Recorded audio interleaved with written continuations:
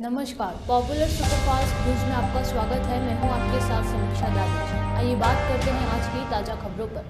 लोकसभा चुनाव 2024 की तैयारियों में कांग्रेस पार्टी ने यूपी अपनी सियासत को धार देना शुरू कर दिया है।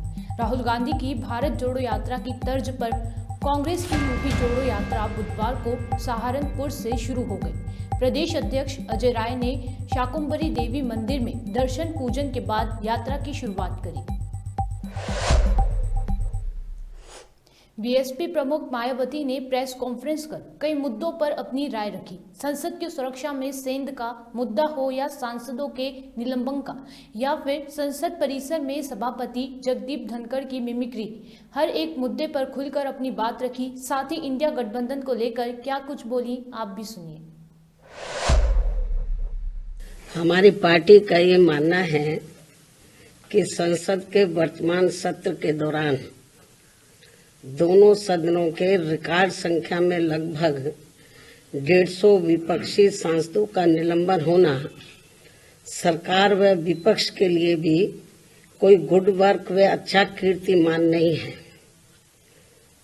इसके लिए कसूरवार कोई भी हो, किंतु संसदीय इतिहास के लिए ये घटना अति दुखद, दुर्भाग्यपूर्ण व लोगों के विश्वास को आघात पहुंचाने वाला है। और इसी दौरान माननीय राज्यसभा सभापति का संसद परिसर में निलंबित सांसदों द्वारा मजाक उड़ाने का वीडियो वायरल होना भी अनुचित व अशोभनीय है। इस प्रकार से सरकार और विपक्ष के बीच जबरदस्त मतभेद, तनाव व टकराव वाली घटनाओं से देश के लोकतंत्र एवं संसदीय परंपराओं को शर्मसार होने से बचाना बहुत जरूरी है। साथ ही विपक्ष विहीन संसद में आम जन के हित से जुड़े, देश व आम जनहित से जुड़े अति महत्वपूर्ण विधेयकों का पारित होना भी ये अच्छी परंपरा नहीं है। और यहाँ विश्व के सबसे बड़े लोकतंत्र तथा परम पूज्य बाबा साहब डॉक्टर भीमराव अंबेडकर द्वारा निर्मित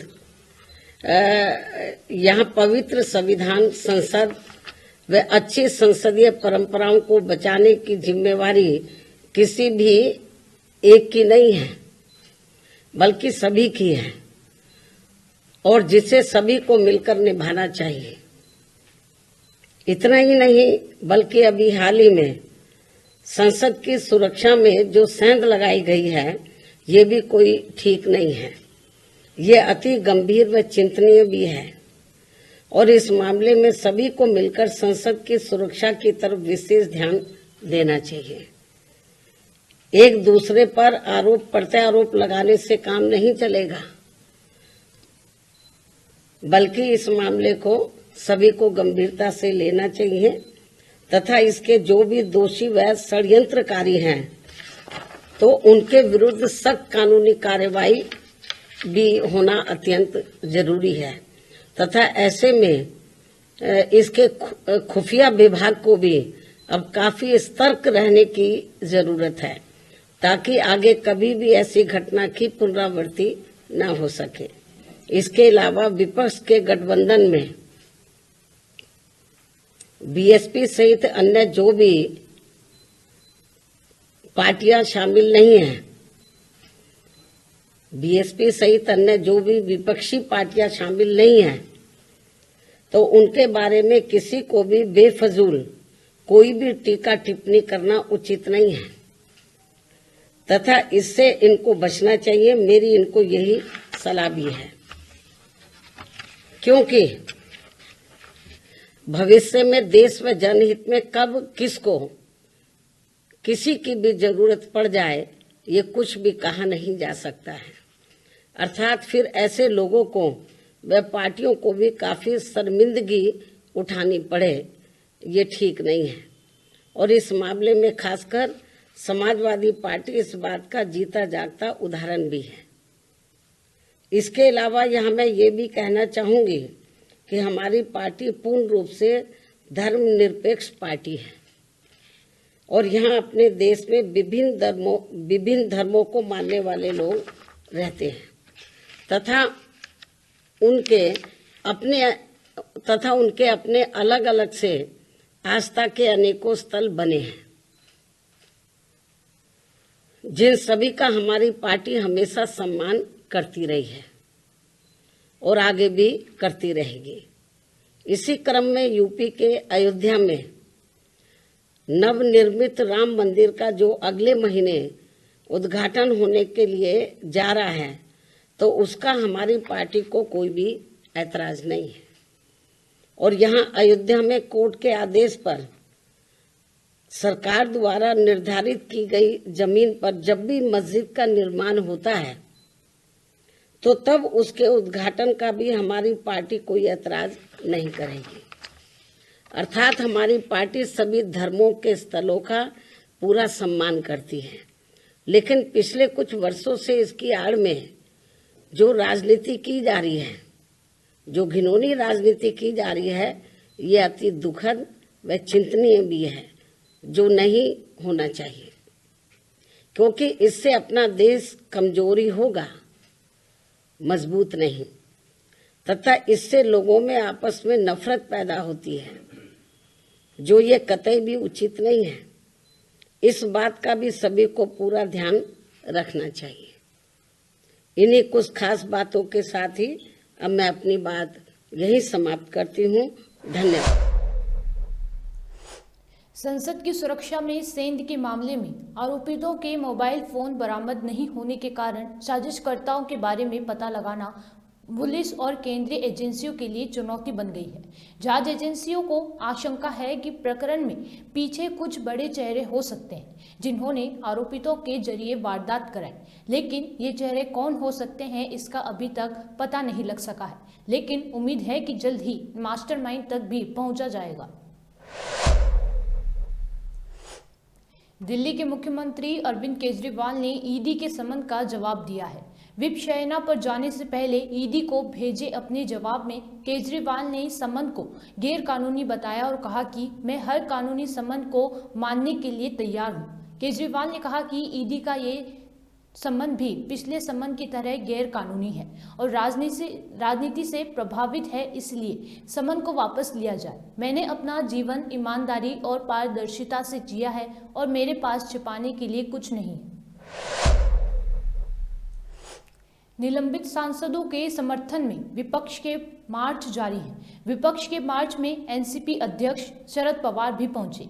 इस दौरान शरद पवार ने कहा कि सरकार विपक्ष की बात नहीं सुनना चाहती। ये सब इंस्टीट्यूशन और इंस्टीट्यूशन की इज्जत हम हमेशा रखते हैं। सदन में इससे कुछ हुआ नहीं, जो हुआ TV9 थोड़ा नीचे, TV9 वो देश के इतिहास में आज तक पहले कभी हुआ नहीं। 150 एमपी को सदन के बाहर निकलने का हिस्टोरिक काम ये दोनों सदन में हुआ था।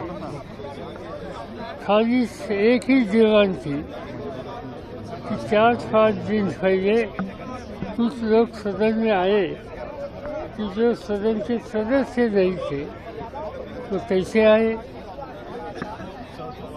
किसका पास उनको मिला। इस पर सरकार की तरफ से कुछ बयान, कोई स्टेटमेंट इसकी आवश्यकता थी। वो सदन का वो अधिकार था, उस स्टेटमेंट हमने मांगा, वो देने की तैयारी नहीं थी। स्टेटमेंट के लिए इंसिस्ट किया तो कीमत यही हुई कि सदन के लोगों को जो स्टेटमेंट मांगते थे, जो मंत्री ने सदन में आकर बात करने की आवश्यकता कहते थे, इन सभी लोगों को निकाल दिया, इनके खिलाफ सख्ती का कदम उठाया। ये बात आज तक इस सदन में कभी हुई नहीं। मुझे चाहे विधानसभा हो या पार्लियामेंट हो, वहाँ ज्वाइन होने के बाद विदाउट सिग्नल गैप 56 साल हो गए। Last 56 years, I am a member of this or that house. and I never seen this type of approach. Opposition इसकी भी कुछ जिम्मेदारी रहती है। आप अपोजिशन को नज़रअंदाज करके दूर रखके सदन का कारोबार करना चाहते हैं।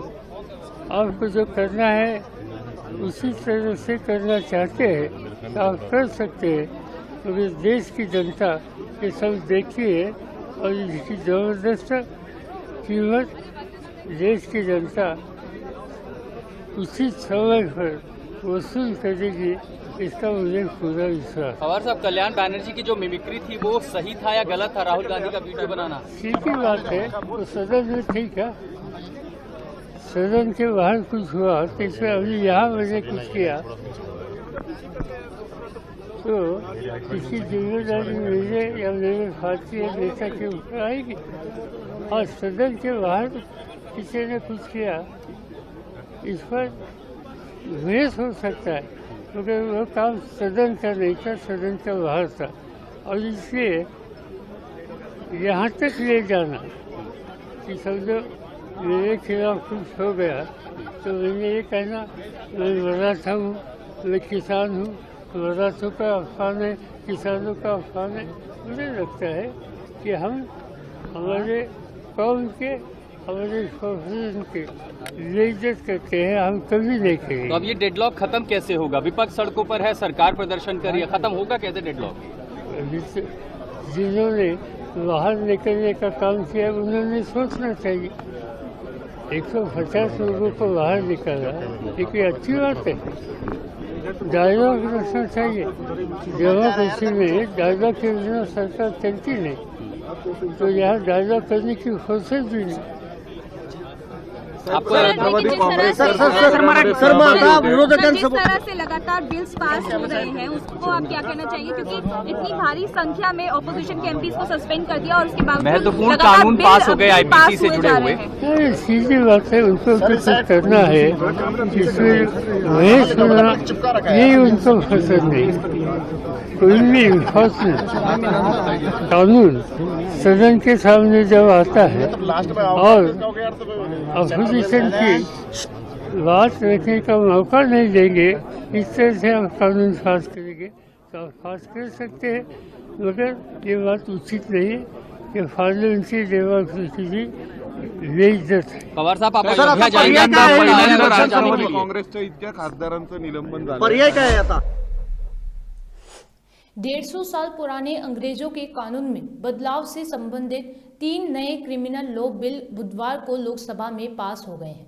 इस दौरान हुई चर्चा में अमित शाह ने इसमें किए गए कई महत्वपूर्ण बदलावों पर विस्तार से अपनी बात रखी। ओवैसी साहब हंस रहे हैं। ओवैसी साहब, मैं भी थोड़ा साइकोलॉजी पढ़ा हूं, विज्ञान का विद्यार्थी हूं। फिर इनके मन में है कि आपने बदल कर रख दिया। मान्यवर, मैं कहना चाहता हूं, हमने राजद्रोह की जगह देशद्रोह की स्थिति रखी। अब ये देश आजाद हो चुका है, लोकतांत्रिक देश है।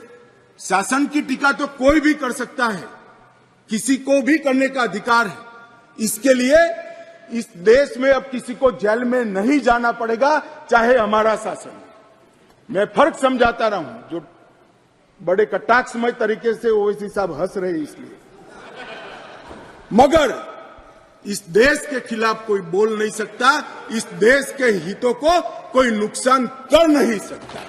इस देश के झंडे, इस देश की सीमाएं, इस देश के संसाधनों के साथ अगर कोई खिलवाड़ करेगा तो निश्चित रूप से उसको जेल में जाए, और जेल में जाना चाहिए। मानिए, ये हमारी सरकार का ट्रस्ट है।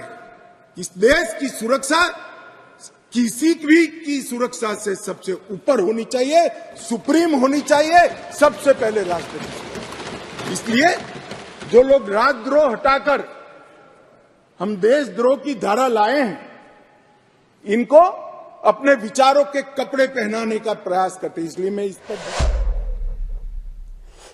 इंडिया गठबंधन की चौथी मीटिंग में कांग्रेस अध्यक्ष मल्लिकार्जुन खड़गे के नाम का प्रस्ताव ममता बनर्जी ने पीएम के रूप में रखा। इसका दिल्ली के सीएम अरविंद केजरीवाल ने भी समर्थन किया। इसके बाद से ऐसी अटकलें थी कि इस बात से नीतीश कुमार नाराज हो गए हैं। हालांकि अब जेडीयू की ओर से किसी तरह की नाराजगी के दावों को खारिज करते हुए कहा गया कि नीतीश कुमार मीटिंग के आखिर तक वेन्यू पर मौजूद थे। नाराज हो गए हैं? कोई नाराज नहीं हुए हैं नीतीश कुमार जी। बैठक के अंत तक नीतीश कुमार जी थे और बैठक के अंत में उन्होंने खड़गे साहब से, सोनिया जी से, राहुल जी से सबसे अनुमति लेके हम लोग आए और ये तय हुआ था बैठक में कि एक ही 2 लोग ब्रीफ करेंगे, सबको वहाँ नहीं बैठना था। तो इसमें नाराजगी की कौन बात है? ये आपका मनगढ़ंत कहानी है। सर एक सवाल सीट बंटवारे पर चर्चा सर कब होगी? कहा जा रहा है सीट बंटवारे पर चर्चा हुई है और वो हुआ है कि जल्दी से जल्दी मैक्सिमम 15 से 20 दिनों में सभी राज्यों में सीटों का बंटवारा हो जाए। कैंपेनिंग को लेकर भी कोई बातचीत हुई? कहा जा रहा है अलग अलग जगहों पर ज्वाइंट रैली होगी, आम सभा होगी और उसमें सभी पार्टी के गठबंधन के जो INDIA गठबंधन के सभी नेता उसमें जाएंगे। आज भी सभी सांसदों के साथ नीतीश जी की सांसदों के साथ तो सांसद लोग मिलना चाहते थे मुख्यमंत्री जी से, तो वो आके मिले। तो वो चूंकि दिल्ली में थे इसलिए सभी सांसद यहाँ थे, तो सभी सांसद आके उनसे मिलना चाहते थे, उन्होंने समय दिया, आके मिले। इंडिया गठबंधन में कोई दिक्कत नहीं है, सब कोई दिक्कत नहीं, एकदम ये आपको दिक्कत दिख रहा है, कोई दिक्कत नहीं। संसद की सुरक्षा में सेंध मिमिक्री विवाद और संसद से बर्खास्त सांसदों पर बोलते हुए जम्मू कश्मीर के पूर्व मुख्यमंत्री फारूक अब्दुल्ला ने कहा कि हम बस यही चाहते हैं कि गृह मंत्री संसद से इस मामले पर बयान दें। हम बस ये सुनना चाहते थे कि ये चूक कैसे हुआ, क्या किया जा सकता है। इस पर जब सांसदों ने सवाल किया तो सांसदों को बाहर कर दिया। मैं भी एक शहीद हूं, उसमें कोई परवाह नहीं। आप खामोखा के सवाल पूछ रहे हैं, कई जवाब इसके दिए गए। हिंदुस्तान की सिक्योरिटी किसके सामने है बताइए मुझे, कौन देखता है? गृह मंत्री देखते हैं। अब आके यहाँ बयान देते। हम लोग उनकी इज्जत पे हमला करने वाले नहीं थे। सर जो सस्पेंशन हो रहा है वो कितना आपको लगता है सही है? कौन सा? जो सस्पेंशन हो रहा है पार्लियामेंट में। जी शुक्र है खुदा का, मैं भी एक शहीद हूँ, उसमें कोई परवाह नहीं। मिमिक्री को लेकर इतना विवाद हो गया है, राहुल गांधी कह रहे हैं कि सिक्योरिटी ब्रीच। देखिए सुनिए, देखिए आप खामोखा के सवाल पूछ रहे हैं, कई जवाब इसके दिए गए। क्या था? हिंदुस्तान की सिक्योरिटी किसके सामने है बताइए मुझे, कौन देखता है? गृह मंत्री देखते हैं। मेंबर्स का क्या था, वो राज्यसभा के हों या लोकसभा के, सब आके यहाँ बयान देते। हम लोग उनकी इज्जत पे हमला करने वाले नहीं थे, उनकी जमात पे हमला करने वाले नहीं थे। ये सुनना चाहते थे कैसे हुआ और इसके लिए क्या करना चाहते हैं, और कुछ नहीं चाहिए था। जब वो नहीं कह सके तो शोर और हल्ला होना पड़ा और बाहर भी। देश में कोरोना ने एक बार फिर पैर पसारना शुरू किया है। कोविड के नए वेरिएंट जूनियर 1 के अब तक 21 केस आए हैं, जिनमें 18 मामले गोवा से भी बताए जा रहे हैं। वहीं केंद्र के एडवाइजरी में कहा गया कि चिंता की बात नहीं है, हमें पैनिक करने की जरूरत नहीं है, हमें प्रिकॉशन की जरूरत है। ओमिक्रॉन वायरस का एक वेरिएंट जो है वो पूरी दुनिया के अंदर बढ़ रहा है और भारत के अंदर खास करके सदर्न स्टेट्स जो हैं, केरला, कर्नाटका, उधर की तरफ भी इसको आइडेंटिफाई किया गया है। कुछ राज्यों की पॉजिटिविटी रेशो करीब 20% है। जाहिर सी बात है, उसका कारण ये भी हो सकता है कि उन राज्यों के अंदर टेस्ट ज़्यादा किए जाते हैं, वहाँ पे इनको लेके जागरूकता ज़्यादा है। मगर केंद्र सरकार की तरफ से सभी राज्यों को कहा गया है कि आप लोग इसकी जागरूकता बढ़ाएं। इस वेरिएंट से बहुत ज़्यादा चिंता की बात तो नहीं है कि ये बहुत ख़तरनाक वेरिएंट है, मगर है कोविड, इसलिए हमको सावधानी भी बरतनी है मगर पैनिक भी नहीं होना है। हमने 2 हफ्ते पहले ही इसके विषय में दिल्ली के अंदर वायरोलॉजिस्ट और पल्मोलॉजिस्ट और कम्युनिटी हेल्थ एक्सपर्ट्स के साथ मीटिंग करके कह दिया था कि हमारे यहाँ जीनोम सीक्वेंसिंग बढ़ाई जाए, ताकि अगर दिल्ली के अंदर ये वाला कोविड का जो वेरिएंट है वो दिखता है तो हम लोग अलर्ट पे जाएं। साथ ही जो है हमारे यहाँ कोविड के लिए जो तैयारियां थी उसको दोबारा से हम लोग जो है दुरुस्त कर रहे हैं, चाहे ऑक्सीजन सप्लाई का मामला हो, चाहे बेड का मामला हो, उस सब को जो है हम लोग रिव्यू कर रहे हैं। मेरे हिसाब से इस वक्त लोगों को पैनिक की ज़रूरत नहीं है, मगर सचेत रहने की ज़रूरत है। कुछ मृत्यु जो रिपोर्ट भी हुई है कुछ राज्यों से, वो ज़्यादातर जो है कोमॉर्बिडिटी वाले पेशेंट्स थे जिनको गंभीर बीमारियां थी, मगर इसके बावजूद भी जो है हमको सचेत रहने की ज़रूरत है, चौकन्ना रहने की ज़रूरत है और अपने आप को बचाने की ज़रूरत है। कोविड ना फैले इसके लिए सरकार भी जो है हर तरीके से जो है अपना काम कर रही है और हम लोगों को भी कहेंगे कि आप भी अगर कोई किसी को कोविड होता है तो आप अपने घर में रहें। अभी तक जो इस वेरिएंट के पेशेंट्स हैं 90% से ज़्यादा पेशेंट।